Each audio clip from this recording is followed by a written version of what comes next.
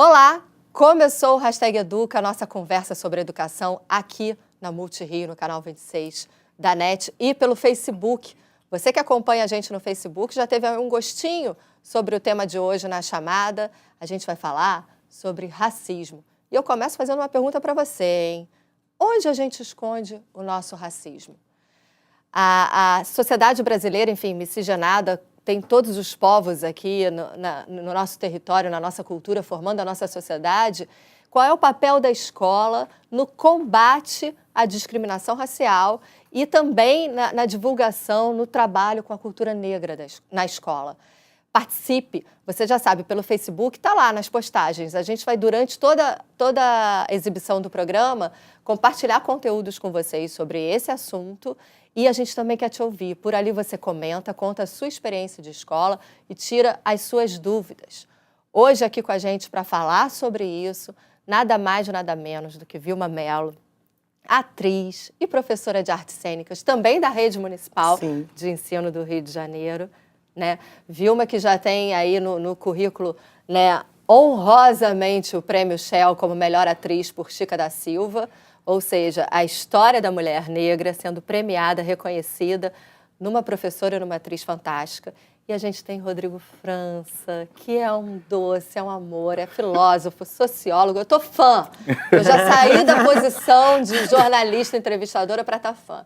Sociólogo, filósofo, autor, ator, professor e que tem um trabalho extremamente importante sobre identidade negra nas escolas públicas aqui do Rio de Janeiro. Então, participe. Você que acompanha a gente pela televisão, na NET, no canal 26, já sabe, a gente tem um número do WhatsApp e você manda para a gente vai ler aqui no estúdio todos os seus comentários.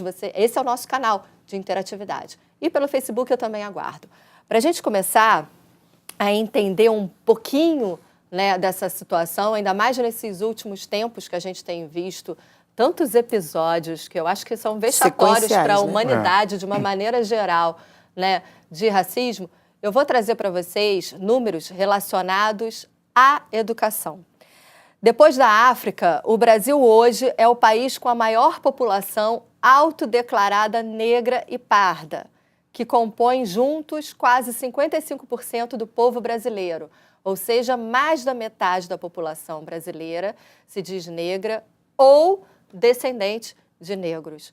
De acordo com os números da Pesquisa Nacional por Amostra de Domicílios Contínua, a PNAD, feita pelo IBGE, o número de brasileiros que se autodeclararam negros no país aumentou quase 15% nos últimos anos. Na opinião de vocês, é bom a gente entender que quando a gente fala em autodeclaração, qualquer que seja a pesquisa ou documento, como a gente vai ter nas escolas, com o censo escolar, a autodeclaração é a pessoa dizer, né, que ela é negra ou descendente de negro. A que vocês atribuem esse aumento? Houve um aumento de 15%. Ainda é pequeno? Ainda é, mas aumentou. O que está acontecendo? Orgulho, né? Cada vez mais a gente está conversando sobre nossas questões, a nossa história. É impossível você ter amor às suas questões se você não conhecer as suas questões.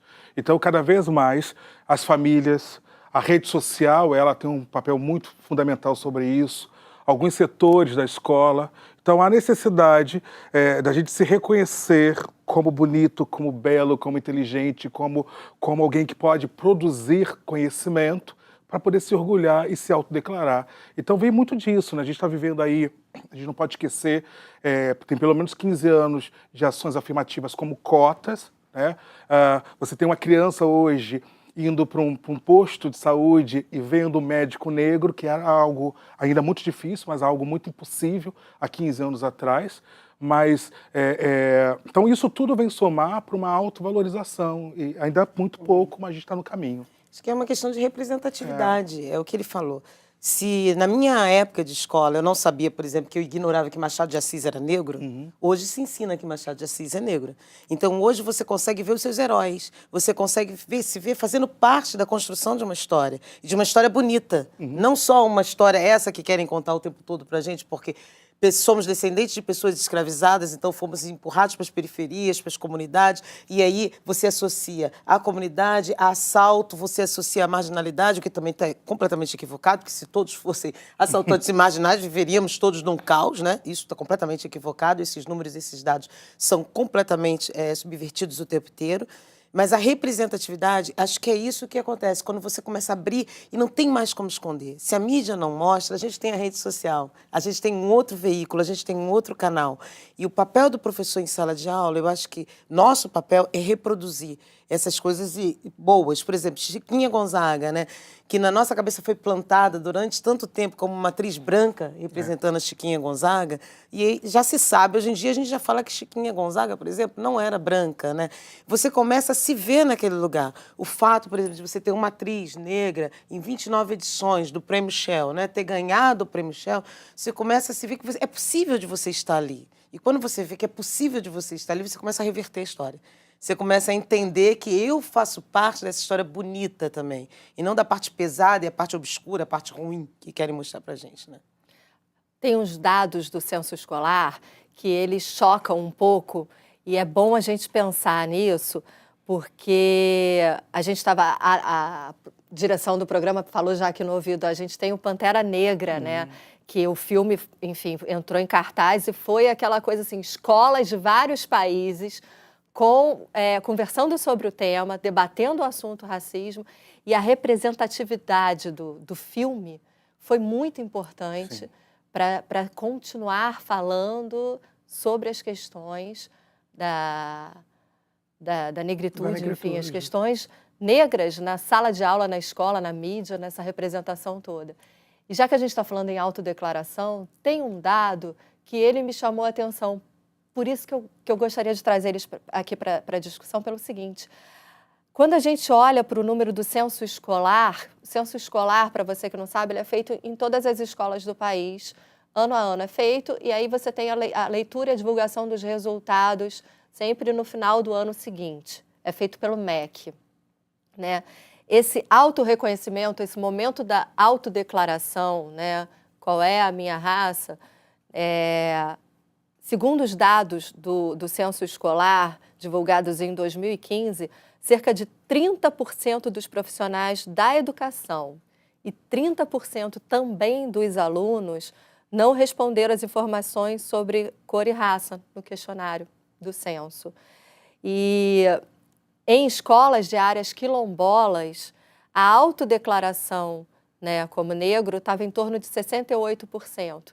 Mas se a gente olhar quem não respondeu nas escolas das áreas quilombolas no país inteiro, tem ali um 30%, que bate mais ou menos com a média nacional.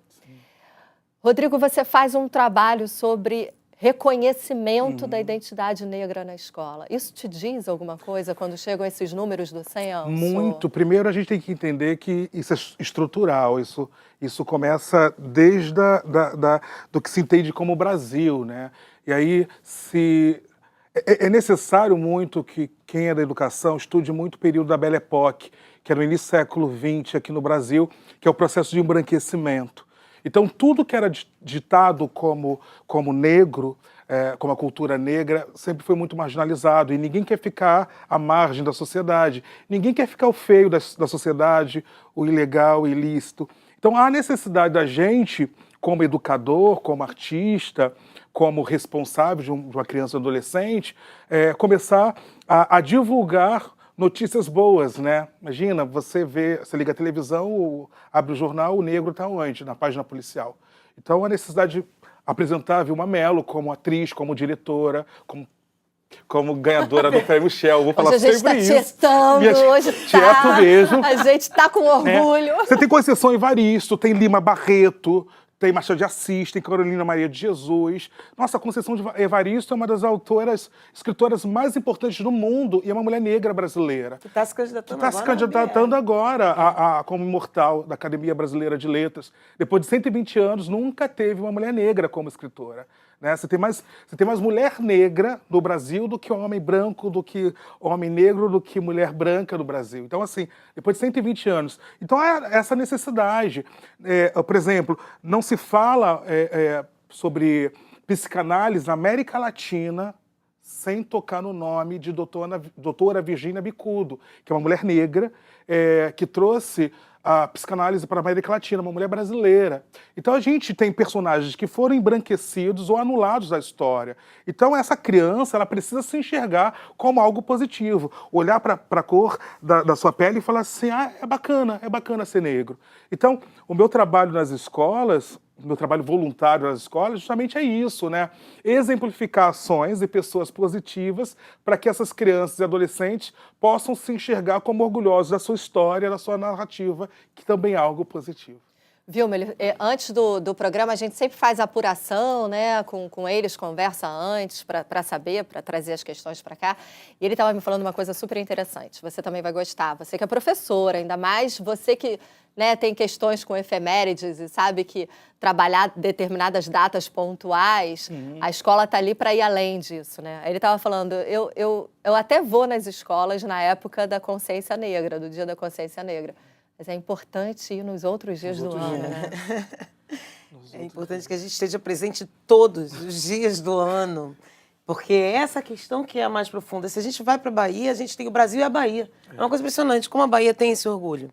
E aí eu tenho certeza que na Bahia a gente tem um número maior de negros, é o lugar onde a gente tem maior concentração de negros depois de África, porque a Bahia se reconhece enquanto negra. E a Bahia se reconhece porque nós temos muito mais do que 54,algum% da população enquanto negra e parda. Só que essas pessoas não se declaram por isso. Porque isso, tudo ligado à tudo ligado à negatividade. Então, porque acabou de acontecer um episódio comigo, eu fui na escola dos meus filhos no sábado passado. Eu nem sei se tem tempo para isso, mas é bem rapidinho. Pode. E aí chegou uma menina lourinha, é uma escola branca, uma escola particular branca, porque é uma escola de língua alemã. Então chegou além de ser uma escola particular, na zona sul do Rio, tem essa questão de ser uma escola alemã. Chegou uma menina lourinha, fofinha, bonitinha, educadinha para mim. E aí eu estava comprando fichas, assim como eu tinha 5 pessoas na minha frente e umas 4 pessoas atrás de mim. Ela pulou as 4 pessoas atrás de mim e falou assim, tia, é você que tá vendendo ficha? Eu falei, ai, que fofinha, né? Eu falei, não, meu bem, fofinha, rachistinha, eu não tô vendendo ficha. Ela fez e não foi por nenhum mal. Ela devia ter uns 5 anos, essa menina. Só que tá tão arraigado que o negro na escola dela está no lugar de subserviência que ela linkou rapidamente. Ela esqueceu as 5 pessoas que estavam na minha frente, as 4 que estavam atrás, veio na minha direção.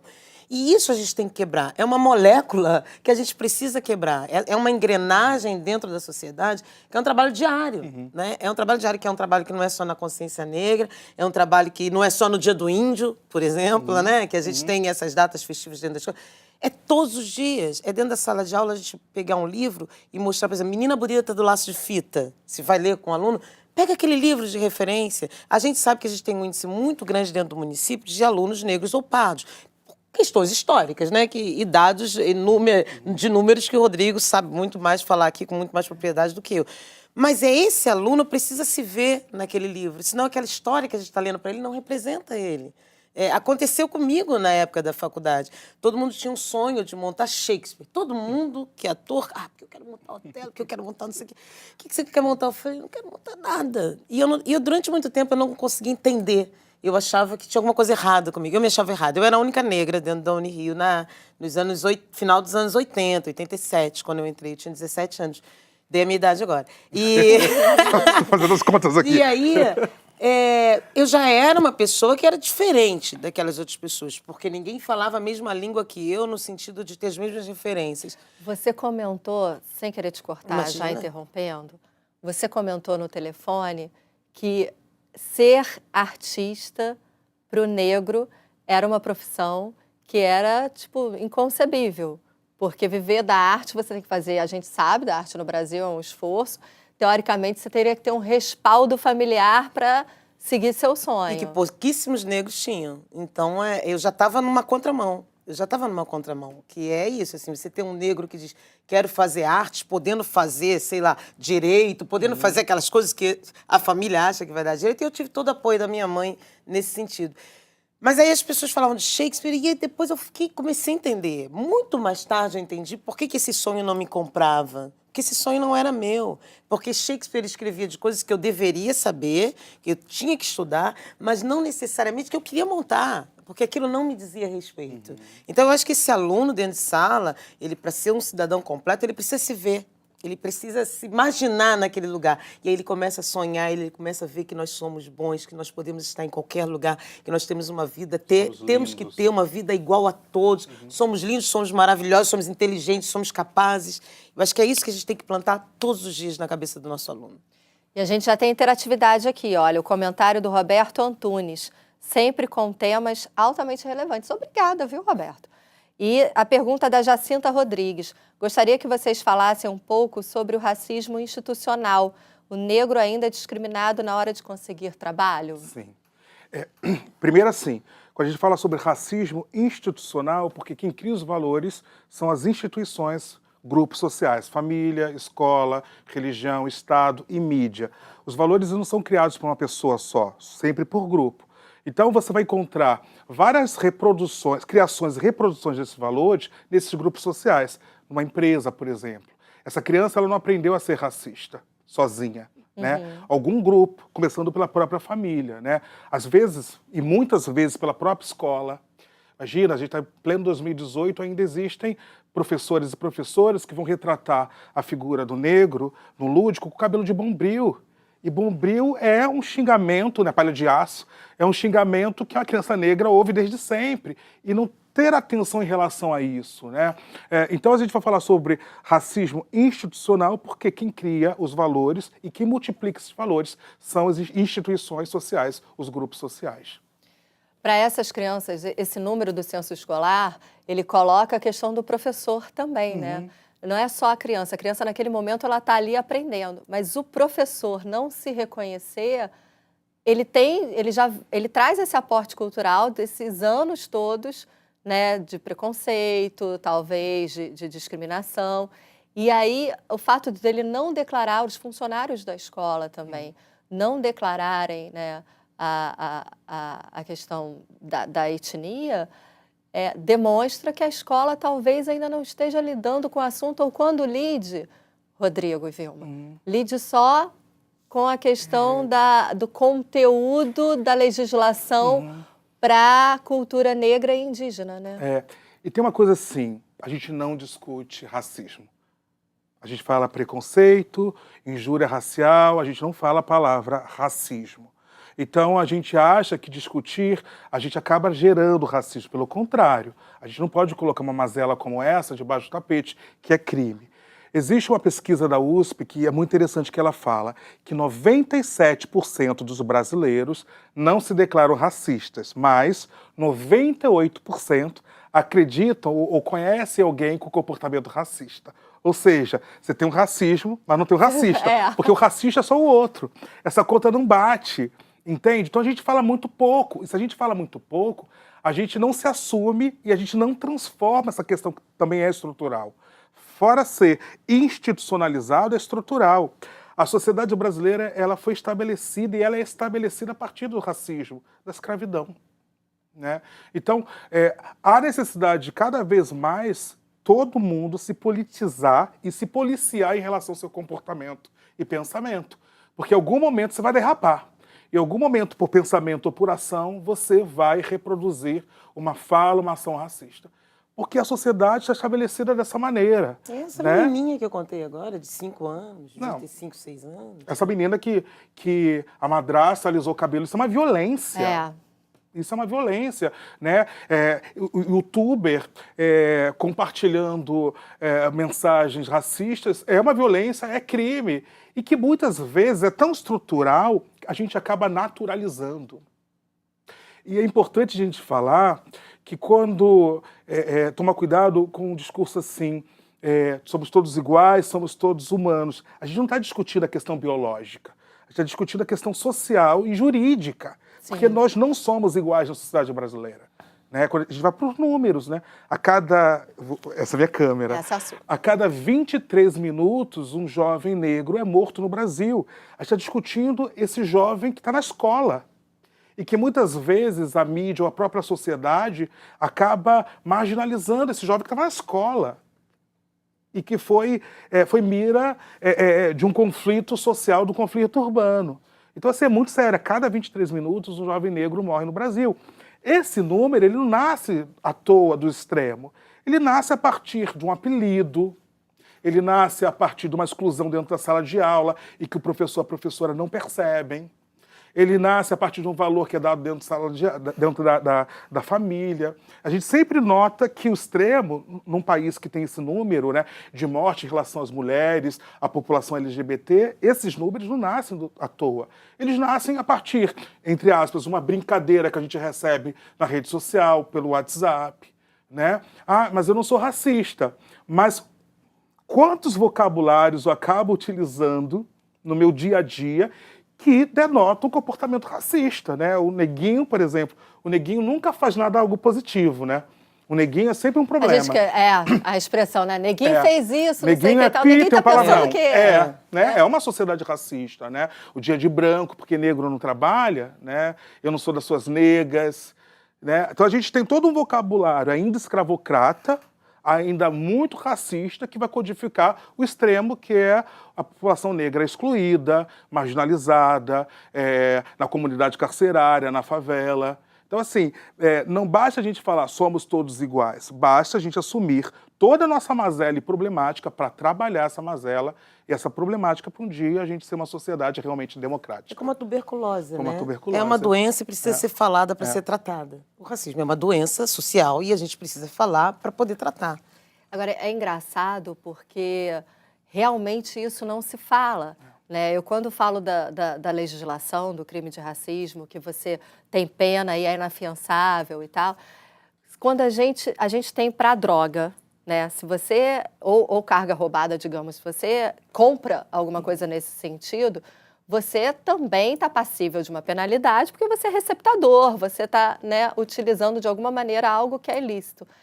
A gente não se dá conta da recepção desse preconceito, quando ele é divulgado, por exemplo, nas redes sociais, você recebe um conteúdo desse e, de alguma maneira, compartilha. Até que você, eu achei só engraçado, foi uma graça leve. Não tem graça leve em absolutamente nada relacionado à humilhação, ao racismo. Aquele comentário do tipo, não, mas o mundo tá ficando muito chato, gente. Hoje em dia não pode nada. O mundo sempre foi chato pra gente. Porque o mundo sempre foi chato. Eu tô adorando esse mundo agora. Quem tá na outra ponta. A gente só tá dividindo um pouquinho da chatice que a gente sempre suportou nas costas com todo mundo. Na verdade, a gente começou a esse movimento de tentar dividir, né? Porque a gente ainda nem consegue dividir totalmente, mas começou-se esse movimento de tentar dividir. O mundo está chato mesmo. É politicamente correto? Sim, estamos caminhando para isso. A gente quer ser politicamente correto. Então, é não compartilhar. E a gente usa vocabulários. Eu mesmo ainda agora, na hora que eu falei, não, estou ao vivo, não vou me... Mas aí eu vou me contradizer. Assim, na hora que eu falei obscuro, eu falei, por que eu falei obscuro? Ainda agora eu falei essa palavra.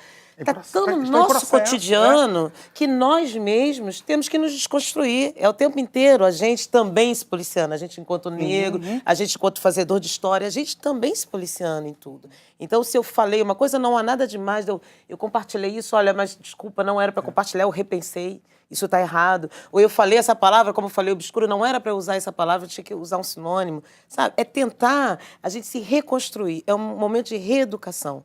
E dentro das escolas a gente tem um papel fundamental. A escola é um lugar onde você forma aquele caráter, né? Ajuda a forjar o caráter junto com a família. Então a gente sabe que aquele aluno às vezes fica mais tempo com a gente do que com a sua própria família.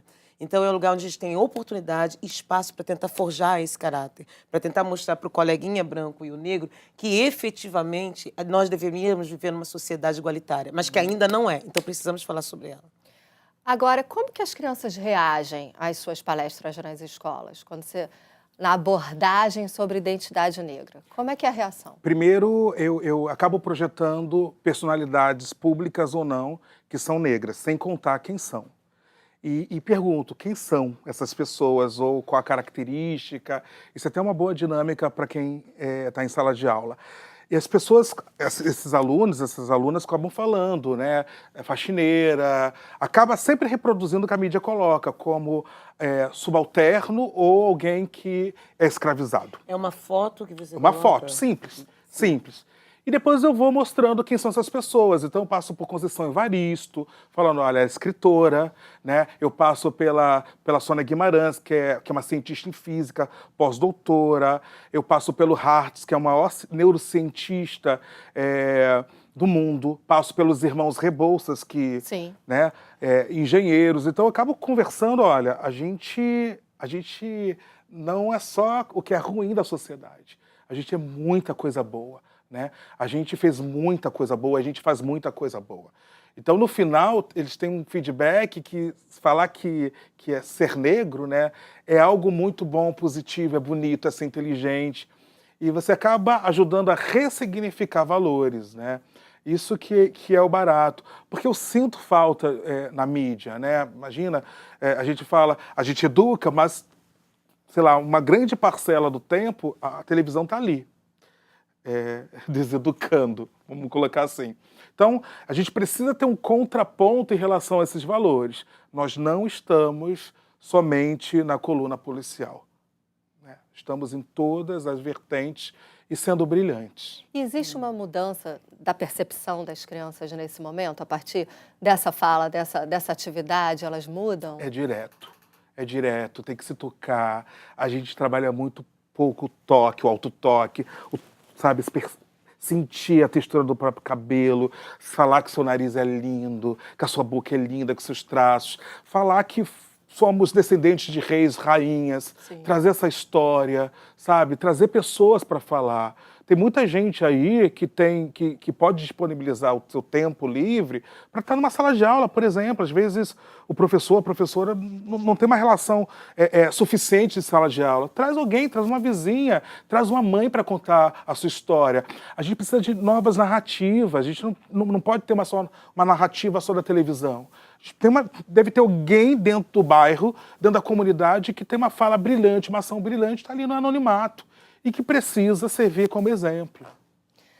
A gente tem participação aqui, eu vou chamar para os comentários. Deixa eu ver aqui.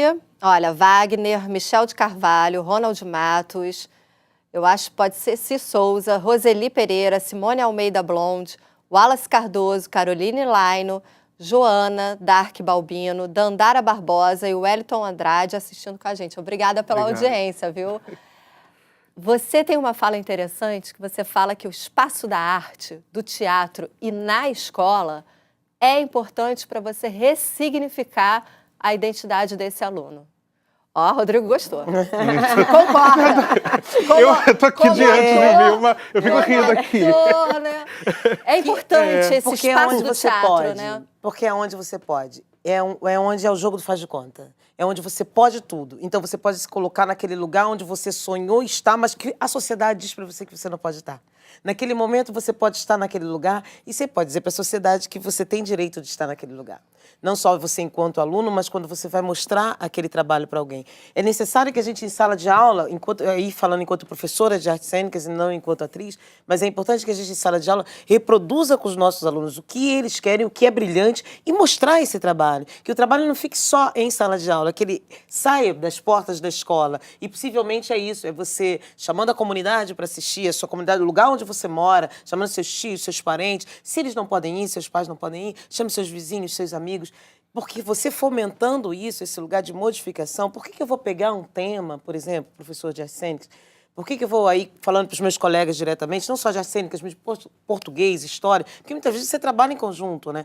Por que eu vou pegar um tema tão distante de mim se tem aqui, na minha base, o meu aluno está me oferecendo coisas do dia a dia, do cotidiano dele, e que eu posso mostrar que com isso ele pode modificar o ambiente onde ele vive. Né? E nós temos um papel fundamental. O professor dentro das escolas, o professor de artes cênicas, não tem só o papel de passar conhecimento, mas sim de modificar esse conhecimento.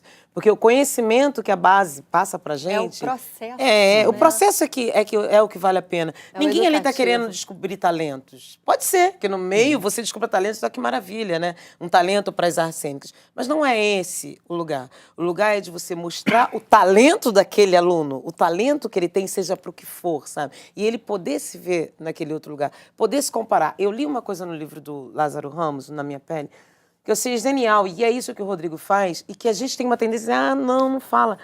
Eu mesmo, quando a menina me perguntou quais os créditos, eu falei, professora e atriz. Aí o Rodrigo começou, não, você é isso, é aquilo, o outro começou a falar um monte de coisa. E aí eu li no livro do Lázaro que é o seguinte, a gente tem sim que falar dos prêmios, a gente tem sim que falar. E isso não significa falar da gente, mas falar pra gente. Porque nós... Você se aqui, escuta, né? e nós, na nossa, nosso eixo, na nossa idade, a gente já começou a plantar para os que estão vindo. Então, os que estão vindo pensam, se o Rodrigo é filósofo, é sociólogo, é diretor, é ator, eu posso ser. Né? Se ele está nessa camada... eu não preciso ser só o faxineiro. Eu posso ser o faxineiro também, mas também posso ser o faxineiro filósofo. Por que não? Sabe? E isso é importante, a gente dividir também o lugar onde a gente está conseguindo chegar. Eu acho que esse é o papel fundamental também do professor em sala de aula, é dividir também esse conhecimento e modificar através da arte.